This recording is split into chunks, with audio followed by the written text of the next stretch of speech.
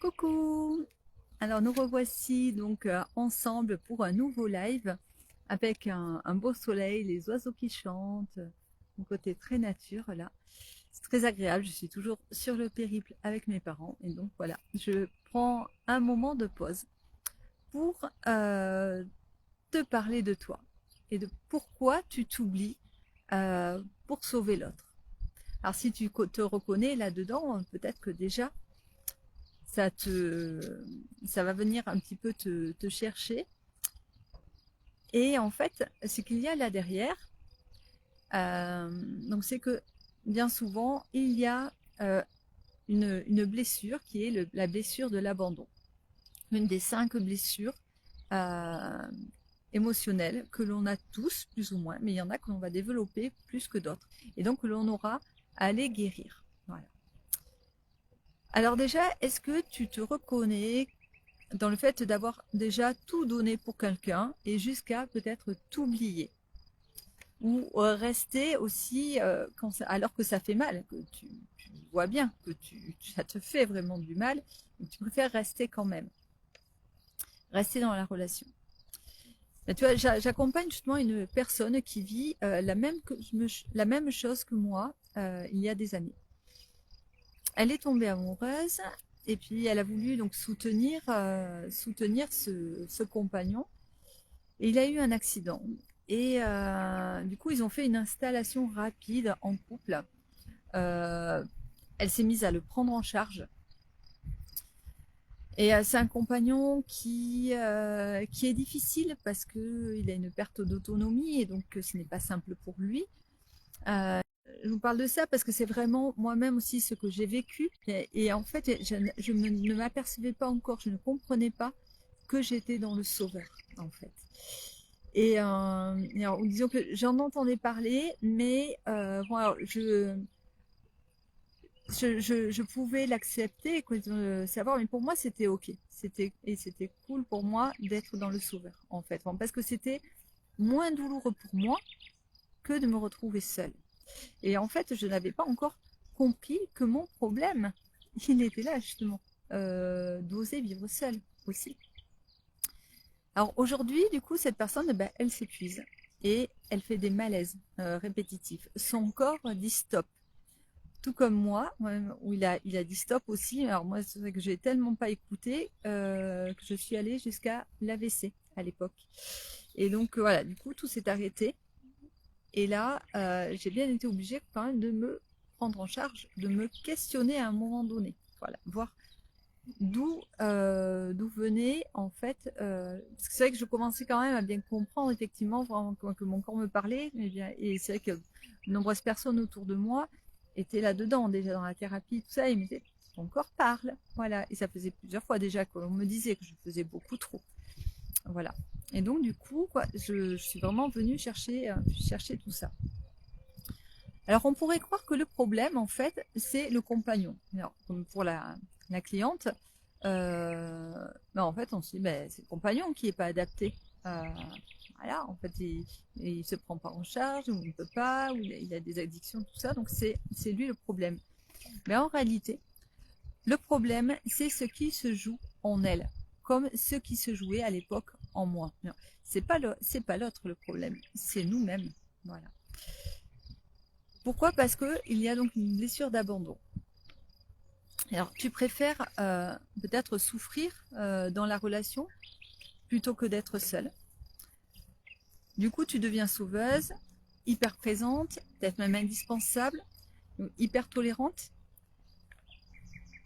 Mais juste parce que, en fait, le fait de partir, ça te fait peur et tu as peur de revivre l'abandon. Voilà, c'est vraiment ça qui se joue. Mais plus tu donnes et plus tu t'épuises. Et plus tu vas perdre de ta valeur. Ok? Et plus tu restes, et plus l'autre va dépasser tes limites. Et en fait, il les dépasse parce que tu le laisses les dépasser. C'est toi aussi qui donnes l'autorisation, tu comprends? De le faire en tous les cas.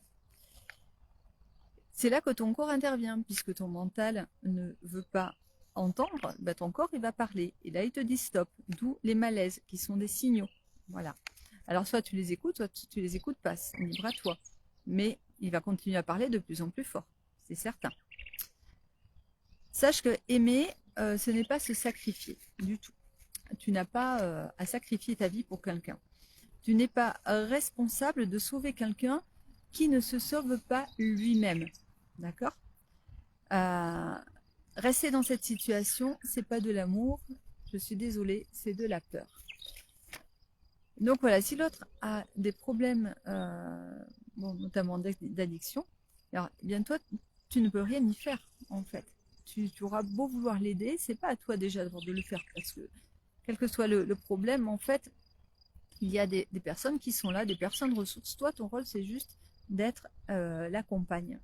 Et si tu pars dans quelque chose de thérapeutique, en fait, tu es hors cadre.